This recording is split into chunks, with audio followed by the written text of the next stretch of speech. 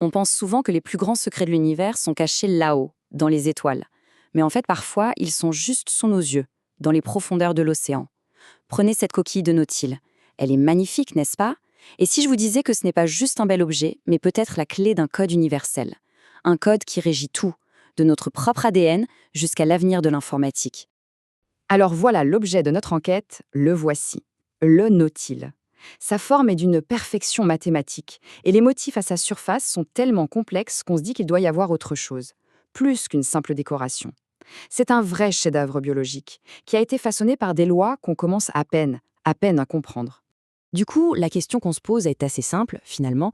Quels secrets peuvent bien se cacher à l'intérieur de cette spirale? On va traiter cette coquille comme une sorte de message codé. Et ensemble, on va essayer de le déchiffrer. Ok, alors on entre dans le vif du sujet. Et la première pièce du puzzle, c'est une idée assez folle. Cette coquille n'est pas gouvernée par un seul code, mais par deux codes différents qui s'entremêlent en parfaite harmonie. C'est ce qu'on appelle le principe du double encodage. Ça peut sonner un peu complexe comme ça, je sais, mais en réalité, l'idée est d'une élégance folle. Imaginez un peu deux langages différents qui, en fait, décrivent exactement la même chose. D'un côté, on a la géométrie qui va sculpter la forme, la structure physique de la coquille, et de l'autre, on a l'énergie qui, elle, va dessiner les motifs à la surface, un peu comme une signature électrique. Et là, sur cette image, on voit parfaitement cette dualité en action.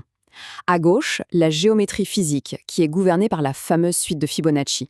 Et à droite, les motifs énergétiques qui, eux, suivent les lois des figures de Lichtenberg. Vous savez, ces formes qui ressemblent à des éclairs créés par des décharges électriques. Deux codes, donc, qui ensemble forment un seul et unique plan directeur. Allez, on commence par le premier code. C'est le plus connu, celui qu'on a peut-être déjà croisé à l'école. Celui qui donne à la coquille sa structure, sa forme si iconique. On parle bien sûr de la suite de Fibonacci. Et ce qui est absolument fascinant, c'est de voir comment cette suite mathématique, elle donne naissance à cette spirale parfaite. Elle permet à la coquille de grandir, de construire de nouvelles chambres, sans jamais changer sa forme globale ou son centre de gravité. C'est une véritable prouesse d'ingénierie de la nature. Donc ce qu'il faut vraiment retenir, c'est que tout ça, ce n'est pas du hasard. Cette forme, elle répond à une nécessité géométrique. Cette croissance parfaite, elle garantit une efficacité maximale. Elle crée une maison protectrice parfaitement équilibrée pour l'animal tout au long de sa vie. C'est l'ordre mathématique à l'état pur. Bon, passons au deuxième code. Et là, attention, c'est là que ça devient vraiment, vraiment surprenant. On va oublier la forme un instant et on va se concentrer sur les motifs, ces dessins complexes qui parcourent toute la surface de la coquille. Regardez bien ces deux images. À gauche, les rayures du nautile. Et à droite, une figure de Lichtenberg, le motif typique créé par une décharge électrique. La ressemblance est juste dingue, non? Ce ne sont pas de simples décorations. Ces rayures sont en fait l'empreinte d'un processus énergétique. C'est une sorte de fossile d'éclair. Bref, pour résumer tout ça, ce tableau est hyper clair. La forme géométrique globale, la structure, c'est Fibonacci qui s'en charge. Mais le motif énergétique, cette empreinte électrique à la surface, ça, c'est Lichtenberg. Deux forces, deux langages mathématiques, gravés sur une seule et même coquille. Ok, mais la question à 1 million, c'est comment est-ce que ces deux codes, qui semblent si différents, peuvent être connectés? C'est là qu'intervient le chercheur Jean-Claude Pérez avec son modèle qui va unifier tout ça, le sablier de Pérez. Et c'est là qu'on quitte la biologie pour entrer dans quelque chose de beaucoup, beaucoup plus vaste. Et voilà, on arrive au cœur de la théorie, ce sablier de Pérez. Attention, ce n'est pas juste un petit modèle pour expliquer une coquille, non, c'est un plan fractal qui propose de connecter les fondations même de la biologie, de notre code génétique, à la physique quantique et à l'avenir de nos technologies. Alors, la base de sablier, elle repose sur une idée qui change tout en fait. Notre code génétique ne serait pas le fruit du hasard. Non, il serait le résultat d'une loi mathématique fractale très précise, des motifs qui se répètent à différentes échelles, un peu comme pour la coquille du nautile. Ça voudrait dire que l'information elle-même a une origine géométrique. Et là, on a la preuve mathématique, le cœur du réacteur si on veut. Le fameux 64 vers 21. La théorie explique comment les 64 mots de 3 lettres possibles dans notre ADN, les codons, se compressent de manière ultra optimisée pour ne former que les 21 briques essentielles de la vie, les 20 acides aminés et un signal stop.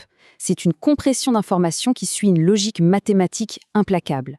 Et au milieu de ce sablier, c'est là que la magie opère. C'est le point de rencontre où ces maths un peu abstraites deviennent bien réelles, où elles se transforment en la réalité physique de notre ADN. C'est ce qui forme le code génétique universel, celui qui est commun à absolument toute la vie sur Terre. Maintenant, on va prendre un peu de hauteur. Parce que ce plan directeur, croyez-moi, il ne s'arrête pas à la biologie. Si cette théorie est juste, ça veut dire que les mêmes principes qui façonnent la vie pourraient être la clé pour façonner la prochaine génération de technologies, y compris les plus complexes qu'on puisse imaginer. Et cette citation, je la trouve géniale parce qu'elle nous montre vraiment l'instant Eureka, le moment précis où Jean-Claude Pérez a eu cette intuition, où il a compris que les rayures de la coquille n'étaient pas juste jolies, qu'elles n'étaient pas aléatoires. C'est l'étincelle qui a tout connecté. Et voilà l'image qui connecte tout. C'est peut-être la plus importante de notre analyse. À gauche, on a la forme biologique, la spirale du nautile. Et à droite, une forme quantique, un réseau utilisé en informatique. Le sablier de Pérez, il agit comme un pont. Il nous montre que ce sont les mêmes principes mathématiques qui s'appliquent à ces deux échelles, pourtant radicalement différentes.